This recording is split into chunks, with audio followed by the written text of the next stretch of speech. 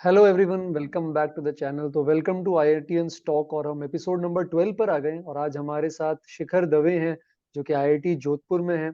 और आईआईटी जोधपुर से मैं भी ग्रेजुएट हूँ, जिनको नहीं पता। तो hello Shikhar, how are you? Welcome to the channel. Hello sir, good evening सभी ऑडियंस को हाय हेलो। सो मेरा नाम शिखर है, जैसा चित्राग सर ने बताया। और चित्राग सर मेरे सीनियर भी है और मेरे मेंटर भी है। और उन्होंने मेरा प्रिपरेशन में बहुत हेल्प किया, बहुत गाइड किया through out the journey. And like जो मेरे टिप्स एंड ट्रिक्स है, जितना मेरे को थोड़ा बहुत आइडिया हुआ इस जर्नी में, वो मैं आज आपके साथ शेयर करूंगा। ग्रेट ग्रेट शिखर। सो अभी कैसे चल रहा है सब आईआईटी जोधपुर में? आई पास आउट इन 2020, तो अभी तो 3-4 साल में काफी चेंजेस आ गए होंगे। जी जी सर। सो राइट, ग्रेट। आईआईटी का जर्नी ऐसा चल रहा है कि I am present in the fourth semester. Hmm. And काफी अच्छा है, यहाँ का कैट्स प्रोफेसर्स काफी सपोर्टिंग है, सीनियर्स मोटिवेटिंग है। बैच में थोड़ा कंपटीशन रहता है, तो उस कारण हाँ। परफॉर्मेंस और बेटर होती रहती है। ओके। पीयर लर्निंग है। हम्म। जी ओके। सर। और सेम सिटी में रहने का शिखर कोई एडवांटेज या डिसएडवांटेज? शिखर भी मेरी तरह जोधपुर से ही है और आईआईटी जोधपुर ऑप्ट किया उन्होंने। तो कोई एडवांटेज या disadvantage Shikhar? Same city, same IIT. Sir my answer would be neutral, like no significant advantage not disadvantage. क्योंकि हम्म। ऐसा है कि जो कैंपस है that is located very far from my home. So मेरे को वहाँ आने जाने का भी like one one and half hour लग जाता है। सो हम्म। ऐसा कुछ बेनिफिट ज्यादा तो है नहीं। बट हाँ, थोड़ा मन में कॉन्फिडेंस रहता है कि in any emergency situation I can reach my home very fast. So हाँ, वो ओके। थोड़ा मन में थोड़ा सेटिस्फैक्शन कॉन्फिडेंस रहता है। Right right. So talking about your preparation Shikhar for IIT JEE, like when did you actually start preparing for IIT JEE? Like 11th में या उससे पहले, या 11th में भी नहीं, बाद में? So in my J journey, so I started it in the middle of 11th. So at the starting of 11th, I was bit confused. मेरे को बहुत नया सिस्टम लगा, अडेप्ट होने में बहुत टाइम लगता है, क्योंकि जो 10th से 11th का जंप होता है that is very significant hmm. And difficulty level wise. So I started, initially I faced a lot of problems. में से टेस्ट में क्वेश्चंस नहीं बनते थे, डीपीपी सॉल्व करने में आलस आता था। And that time was covid period. So everything was in online mode. So ज्यादा ऑल दो पाठशाला के जितने टीचर्स थे सबने बहुत हेल्प किया, बहुत गाइड किया। बट थोड़ा वो डिसएडवांटेज रहा हमारे साथ कि हम ऑनलाइन मोड में थे। मेरा प्रिपरेशन इसी टाइम स्टार्ट हुआ था 10th से पहले, तो मेरे को आईआईटी का ज्यादा कुछ आइडिया भी नहीं था कि व्हाट इज आईआईटी। हम्म। सो हाँ। यस। ओके। सो लाइक आपसे डीपीपीज में आलस आता था, या मतलब थोड़ा सा डिफरेंट था 10 से सिस्टम? तो आपने अपने आप को कैसे फेमिलियर किया उस सिस्टम से? कोई स्पेशल चीजें आपने इम्प्लीमेंट करी अपनी पढ़ाई करने के तरीके में? सर एक मेरा रहता था कि I always use to make a schedule of my day activity, okay. जिसमें मैं सारी चीजों को कोशिश करता था कि I will allot some time. Suppose मेरे को मैथ्स करना है तो I will allot 1 to 2 hours for maths. Chemistry मेरे को रेगुलर करना है, but chemistry does not require that much amount of time initially, तो मेरा उसमें थोड़ा कम टाइम रहता था। तो ऐसा use to allot times of different subjects. And doubts मैं बहुत पूछता था, जो चित्राग सर खुद जानते ही हैं। पूरे टाइम चित्राग सर से उनको बहुत परेशान किया है मैंने, बट बहुत डाउट्स पूछता था। ओके। सो अगर कोई बच्चों की जैसे बात करें शिखर, जैसे जो 10 से 11th में अब ज्वाइन करेंगे इस साल, तो अ, जी। अपने लेवल पे जैसे आपने sufficient number of difficulties encounter करी है, तो कोई सजेशन जो राइट। बच्चे फॉलो कर सके स्टार्टिंग से, ताकि उनको इतना टाइम नहीं लगे कोचिंग के सिस्टम से फेमिलियर होने में? राइट, तो सबसे पहले क्या होता है कि द माइंडसेट जो स्टूडेंट्स का रहता है बिफोर 10th और इन 10th, दैट इज उनको कंपटीशन का उतना आइडिया नहीं है। एंड एकदम से 11th में आके you see this negative markings, MCQ type type of questions, OMR पे पेपर देना स्टार्ट कर देते हैं, लाइक कोचिंग में जब टेस्ट वगैरह होते हैं। तो ये सारा सिस्टम बहुत नया रहता है, एंड जो हार्डवर्क आपको पुट करना होता है that changes drastically in 10th and 11th। जो गैप है दैट इज वेरी ह्यूज। सो इस टाइम पे मेरा एक ये एडवाइस रहेगा कि जस्ट कीप ग्राइंडिंग, आप हार्डवर्क करते रहिए, लगे रहिए चीजों के पीछे। डाउट्स पूछिए, आपके जो टीचर्स बता रहे हैं उस पर पूरा ट्रस्ट करिए। क्योंकि nowadays what students are doing sometimes is that वो बहुत 10 किताबें सॉल्व कर रहे हैं, लेकिन एक किताब भी ढंग से नहीं कर पा रहे हैं। सो क्योंकि initially they are not that much familiar with this, और उनको ऐसा लगता है कि यार ये बंदा ये कर रहा है, मैं भी ये किताब कर लेता हूँ। No, that is not a good thing. हो सकता है दैट जो किताब वो कर रहा है that might not be suitable for you, जो आप कर रहे हैं शायद वो उसके लिए सुटेबल ना हो। So keep your approach very focused, focus on 2-3 books only which are recommended by the coaching या पाठशाला से जो चित्राक्ष सर वगैरह करते हैं रिकमेंड, फॉलो दोज एंड लगे रहो मतलब एंड तक, don't give up. Because initially the marks बहुत कम आएंगे। जब आप लोग 10th से पास आउट होके आते हैं तो आप लोग के मार्क्स रहते हैं 90%, 95%। एंड जैसे आप पाठशाला आते हो तो आपके फर्स्ट टेस्ट में आउट ऑफ 100 बहुत कम नंबर आएंगे। मेरे पर्सनली 9 मार्क्स थे out of 100। I still remember trigonometry का टेस्ट हुआ था एंड मेरा काफी खराब गया था। बट वो रहा कि मैंने उस चीज का ऐसे लिया कि I should work towards it to improve it, and ultimately हो गया थोड़ा थोड़ा इम्प्रूवमेंट होके। राइट। तो जैसे अगर अपन ये इनिशियली बात करें, फिर थ्रू आउट जैसे लॉन्ग जर्नी है, there is 11th then there is 12th। So right. जो भी अपना 2 साल की प्रिपरेशन है, तो besides a schedule which you are preparing, your doubts you are asking, the material that you are using, how do you stay focused or how do you stay motivated? Like consistently मान लो किसी के marks नहीं आ रहे हैं, तो students get a bit negative, they get pessimistic। तो कौन सा ऐसा फैक्टर हो सकता है या जो आपकी प्रिपरेशन में रहा जिसने आपको कंटिन्यूअसली फोकस रखा आपके गोल की तरफ? लाइक फर्स्ट ऑफ ऑल मेरा ऐसा बिलीफ है और ये पर्सपेक्टिव है कि there is no need to get disheartened, क्योंकि ये प्रिपरेशन का पार्ट है। गेटिंग लेस मार्क्स, बहुत खराब रैंक, क्वेश्चन नहीं बनना, डीपीपी नहीं सॉल्व होना, this is the part of the journey and this is the journey itself. तो मेरा फोकस रहने का ये रहता था कि when I used to get bored from one subject या कोई एक सब्जेक्ट में I was I got frustrated, then I used to switch to another subject, या फिर बीच में थोड़ा ब्रेक ले लिया and I used to do cycling at that time. तो मैं साइकिलिंग करने निकल जाता था मॉर्निंग में, इवनिंग में, तो उस कारण से ये रहता था। अदर देन दैट थोड़ा फोकस मेंटेन करने के लिए like at that time I did not use any social media app, nothing, even I did not have a phone. I used to keep my mother's phone and I used to use it. So phone से मैं एकदम दूर था, social media से दूर। ठीक है। और थोड़ा कुछ साइड एक्टिविटीज करते रहें जिससे आपका लाइक एकदम फ्रस्ट्रेशन है वो बन फ्रस्ट्रेशन ना बने बहुत ज्यादा। चीजें नहीं होंगी, that is a part, but आपको उसको ओवरकम करना है उस चीज को। Right. And besides that Shikhar, two of the difficulties जो बच्चे फेस करते हैं वो ये करते हैं कि सर एक तो कंसंट्रेशन नहीं बनता है पढ़ते हैं तब। अभी स्पेशली कई बच्चे बोलते हैं और ये बोलते हैं कि सर टाइम वेस्ट बहुत कर देते हैं कि कुछ करने के लिए ब्रेक लिया फिर पूरा दिन निकल गया। तो अगर हम चाहते हैं कि टाइम वेस्ट ना करें या कंसंट्रेट करके अच्छे से पढ़ाई करें, तो इसके लिए क्या चीजें, क्या अप्रोच यूज कर सकते हैं? सर एफिशिएंसी मेंटेन करने के लिए जैसे मैंने इनिशियली बताया कि शेड्यूल एक तो इनिशियली प्लान करें, दूसरा stick to it, and like you should not sleep without completing the schedule. आप जब रात को सोए तो आपको को ऐसा लगना चाहिए कि हाँ आज जो मैंने सोचा था वो कर दिया है। उसके बिना नींद नहीं आनी चाहिए, उतना डेडिकेशन होगा तभी जी निकलता है। उसके अलावा आपको ऐसा करना है कि when you do the activities और questions, take a definite period of time कि मैं 1 आवर में डीबीपी सॉल्व करने का ट्राई करूंगा। उसमें आप जम के ट्राई करिए, उस पर फोकस रहिए और एक स्टॉप वॉच जो होता है उसको आप साथ रख के करिए, पूरा टाइम्ड प्रिपरेशन करिए। क्योंकि व्हेन एग्जाम्स कम तो एग्जाम टाइम में you will get a limited amount of time, and like if you get very invested in single question, तो आपके बाकी क्वेश्चन हो सकता है जो आते हो वो भी छूट जाए। सो आपको बहुत ऐसा अप्रोच रख के करना पड़ेगा कि लिमिटेड अमाउंट ऑफ टाइम में सही क्वेश्चंस चूज करना, उन्हीं पे फोकस अटेम्प्ट मारना। जो मेथड है उसमें you have to hit directly कि मेरे को इस मेथड से सॉल्व करना है तो इसी से ही करना है।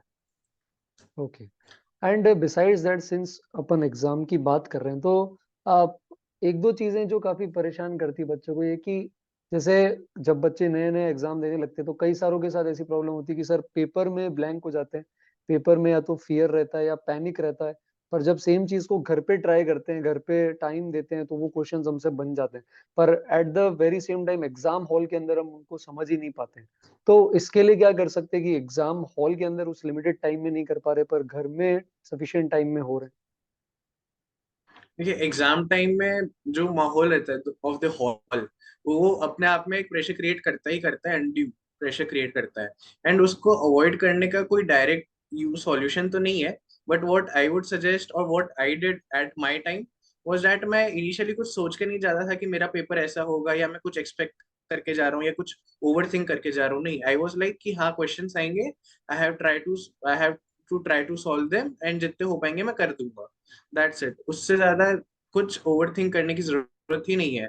Instead of that focus on your study, आपको क्या चीज पढ़नी करनी है, कौन सी इक्वेशंस याद करनी है, आपका कोनिक्स हुआ कि नहीं हुआ, कैलकुलस हुआ कि नहीं हुआ। कोनिक्स में एक बार पैराबोला की इक्वेशंस याद कर लो, सारे पैरामेट्रिक फॉर्मेट जितनी चीजें होती है सारी चीजें एक बार याद कर लो। उन चीजों पे ज्यादा फोकस करना चाहिए इंस्टेड ऑफ कि एग्जाम में क्या होगा, या ओवर थिंक करने से it won't make any sense. Okay. And what are your suggestions regarding the revision, क्योंकि जैसे जैसे आगे बढ़ते हैं नए चैप्टर पढ़ते हैं, पुराने वाले थोड़े थोड़े भूलते जाते हैं, तो क्या स्ट्रेटेजी आपने यूज करी थी 11th में या 12th में रिवीजन करने के लिए?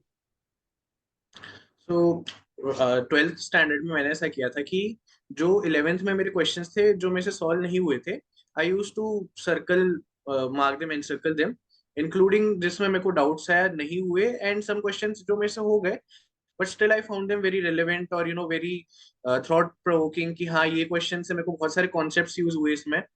तो that I use to encircle, and at the time of revision मैं सिर्फ उन क्वेश्चंस को करता था। Theory, when you are revising, there is no need to do the entire theory once again in a very depth manner.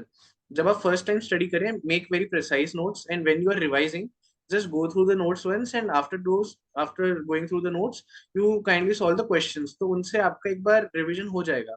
And another important thing which I would like to mention is कि आप जो mock test वगैरह होते हैं, exams होते हैं coaching में, वो बहुत रेगुलरली दीजिए। And at the time of revision, like जो जेई मेन से 2 महीने पहले वाला टाइम आता है, at that time start giving this mock exam और previous year paper in limited time frame, 3 hours, because in that you will get mix questions. ऐसा नहीं है कि सिर्फ कोनिक्स के क्वेश्चन है, या सिर्फ कैलकुलस के, या सिर्फ एलजेब्रा के, नहीं, उसमें सारे मिक्स हैं। तो आपको उससे बहुत अच्छा एक आइडिया लगेगा कि एग्जाम हॉल में आपके साथ कैसा होगा, कैसे क्वेश्चंस आएंगे। ग्रेट। सो आई थिंक जब अब ऑलमोस्ट मेंस वन हो गया, बोर्ड हो गए, मेंस टू भी आने वाला है, मेंस टू के बाद एडवांस के बीच में आई थिंक 1.5 या 50-60 डेज, 60 डेज में नहीं, 50 डेज से लेस का टाइम रहेगा। तो अगर लिमिटेड टाइम फ्रेम के अंदर एडवांस ओरिएंटेड प्रिपरेशन करनी है, तो किस तरह से अपन एडवांस स्पेसिफिक तैयारी को अप्रोच कर सकते हैं मेंस और एडवांस के बीच के गैप में? Alright, so mains and advance के बीच का जो गैप आता है, फर्स्ट ऑफ ऑल उस गैप को बिल्कुल भी वेस्ट नहीं करना है thinking about the result of JEE mains. What many students commit the mistake is that वो रिजल्ट पे ही फोकस रहते हैं, जो मेंस का आ गया, अगर उनका खराब आया तो पूरे टाइम डिप्रेस घूमते हैं, और अच्छा आ गया तो पूरे टाइम खुश घूमते हैं। सो हमें उसके लिए तो एकदम इमोशनलेस होना है कि हमारा कोई रिएक्शन ही ना हो। मेंस जैसा भी हुआ, only target should be advance now, because if you have cleared the bare minimum criteria of clearing means 89-90 percentile वाला जो रहता है, after that आपका पूरा फोकस सिर्फ और सिर्फ एडवांस पे रहना चाहिए। एडवांस के लिए आप बहुत limited number of question solve करिए, जेई मेंस की तरह नहीं कि आप सवाल घिसते जा रहे हैं, no that won't make any sense. आप limited number of question solve करिए, क्वालिटी क्वेश्चंस करिए, and बहुत अच्छे से करिए। एंड जब डाउट्स आए या अप्रोच में आपको लगे कि नहीं यार ये अप्रोच बहुत लेंदी थी एंड इससे करने बैठ गया तो I won't be able to solve in the exam hall, तो आप उसके लिए ऑप्टिमाइज मेथड्स ढूंढिए, टीचर्स से डाउट्स पूछे उस regarding. Hmm. Covering the entire syllabus is not of much use at the time of advance. मेरा जैसा था कि आई न्यू कि इन चैप्टर्स में I can score very well, and some chapters are there जिससे सपोज एडवांस में question आ भी गया, so there is a very less probability कि मेरे से हो पाएगा। लाइक जैसे एक बहुत टिपिकल चैप्टर है फिजिक्स में, रोटेशनल मोशन। तो रोटेशन का ऐसा है कि सवाल आ भी गया तो बहुत कम लोग से हिलता है। तो रोटेशन में बहुत ज्यादा टाइम इन्वेस्ट करने की बजाय आई वुड सजेस्ट कि जो आपके टॉपिक स्ट्रांग है उन पे और कमांड बनाइए, ताकि उन पे क्वेश्चन शायद तो आपसे हो ही जाए, देखते ही हो जाए कि हाँ ये क्वेश्चन इसका है, ये मेरे से हो जाएगा। So okay. That was my approach eight that time. Right. Right. So Shikhar, what were the challenges जो आपने तैयारी करते वक्त फेस किए थे आपके 2 ईयर के ड्यूरेशन में, besides Covid and online classes? हाँ, so beside COVID and online classes, one of the major challenge was कि before 10th, I had no idea of any competitive exams. So 11th में आते ही एकदम से शौक लगा कि इतने कम मार्क्स कैसे आए। बट उससे वापस गोइंग अप फ्रॉम देयर कि हाँ मेरे को और ट्राई करना है। तो मेरा एक ये था कि बीच में मैं एकदम उम्मीद खो बैठता था, मेरे साथ बहुत हुआ है ये कि I use to give up completely.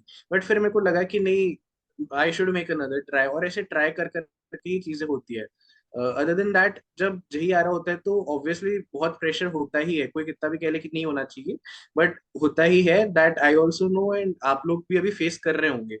So my suggestion at that time would be कि मैं उस टाइम ये बेटर कर सकता था कि प्रेशर लेने की बजाय मैं ज्यादा और पढ़ाई पे फोकस करता, क्वेश्चंस अच्छे से करता, so that would have been better for me. सो वो एक चैलेंज मेरे लिए था कि प्रेशर उस टाइम मेरे को आ गया था बहुत ज्यादा मेरे ऊपर, तो हाँ प्रेशर का था। बाकी कई बार ऐसा होता है कुछ क्वेश्चंस मैंने मेरे को पता है, I have studied them a lot, में बहुत प्रैक्टिस किया, still at the time of quiz और mock exams I could not solve those topic specific question. तो फिर मेरे को लगा कि where am I lacking, so वो चीज आइडेंटिफाई करने में मेरे को बहुत टाइम लगा कि मेरी कहाँ पे गलती हो रही है। सो उस चीज में आप अगर if you can identify very properly कि हाँ where you are lacking, identifying that is very very important, क्योंकि अगर आपके एक बार जल्दी पकड़ में आ गई वो गलती, सो आप आगे उसको फिक्स कर सकते। Okay, right. टाइम मैनेजमेंट का भी इशू रहता था तो मेरे साथ। हम्म। अभी तो क्योंकि ऑनलाइन क्लासेस तो हट गई है, तो आई एम थिंकिंग कि 50% to 60% of you might be going to school. तो इन दैट केस आपका टाइम मैनेजमेंट का बहुत इशू होगा, नो डाउट। उसके लिए आप ऐसा करिए कि स्लीप शेड्यूल भी आप प्रॉपर बनाइए, कि लाइक सपोज रात को 12 बजे से 6 बजे तक 5 to 6 आवर्स ऑफ स्लीप उतना नेसेसरी है। और जितना आपके पास टाइम बचा उसको बिल्कुल वेस्ट मत करिए। Like even if you are going in taxi to Pathshala, आप उस टाइम ऑर्गेनिक के नोट्स खोल के पढ़ लीजिए 5-10 मिनट, जितना भी टाइम है। तो उस टाइम को तक वेस्ट नहीं करना है, तब जाके आपका टाइम सेव होगा और वर्कलोड कम होगा आगे। Right, great. So any mistakes that I think you made, जो आप नहीं चाहते कि बच्चे अपने एंड पे रिपीट करें, कोई गलती की सर ये मिस्टेक हो गई है, मैं अगर पीछे जाऊं पास में तो मैं ये मिस्टेक नहीं रिपीट करूंगा अपनी 11th 12th की प्रिपरेशन। हाँ, सो एक मिस्टेक मैंने जो करी थी वो ऐसा था कि बीच में I started doing some random books 1-2 times. I tried solving them just because कि मेरे क्लासमेट्स कुछ कर रहे थे, तो I started doing. But ultimately मेरे को उस टाइम रियलाइज हो गया था कि no, this was not a good step, I should not have done that. Because ऐसा है कि मेरे को पता है कि मैं 2-3 बुक फोकस्ड अप्रोच अगर करूंगा तो उससे मैं इतना ग्रास्प कर सकता हूँ कि मैं जेई निकाल सकता हूँ। तो ओके। ऐसा है कि आप खुद को बहुत जगह चैनलाइज मत करिए, मतलब don't get diverted, channelise your approach, बहुत स्पेसिफिक किताब करिए, डाउट्स बहुत अच्छे से पूछिए, एंड क्वेश्चन प्रैक्टिस में बहुत टाइम दीजिए, क्योंकि क्वेश्चंस जब तक नहीं होंगे थ्योरी से कुछ नहीं होगा। सो हाँ, right, that right. Suggestion I would like to do. And lastly any tips और सजेशंस फ्रॉम योर साइड कि ये कुछ ऐसे पॉइंट्स है जो स्पेसिफिकली दिमाग में रखें अगर अपन, तो और बेटर कर सकते हैं अपनी प्रिपरेशन को। Right, right. तो प्रिपरेशन को बेटर करने के लिए मैं ऐसा कहूंगा कि आप कुछ ना कुछ स्पोर्ट्स एक्टिविटी करें, जिसमें एक तो अपने हेल्थ का बहुत ध्यान रखें, क्योंकि इस टाइम बीमार पड़ना इज लाइक आपका काफी लॉस हो जाएगा प्रिपरेशन में। तो आप कोशिश करें कि आप फूड हेल्दी लें। आप कोई ऐसा स्पोर्ट्स ना खेलें जिसमें आपको इंजरी का रिस्क हो। तो आप थोड़े बहुत स्पोर्ट्स खेलिए, थोड़ा टाइम टाइम पास करिए, खुद को दूसरी एक्टिविटीज में करिए इंडल्ज, जिससे आपका एकदम फ्रस्ट्रेशन ना हो जाए पढ़ाई के कारण।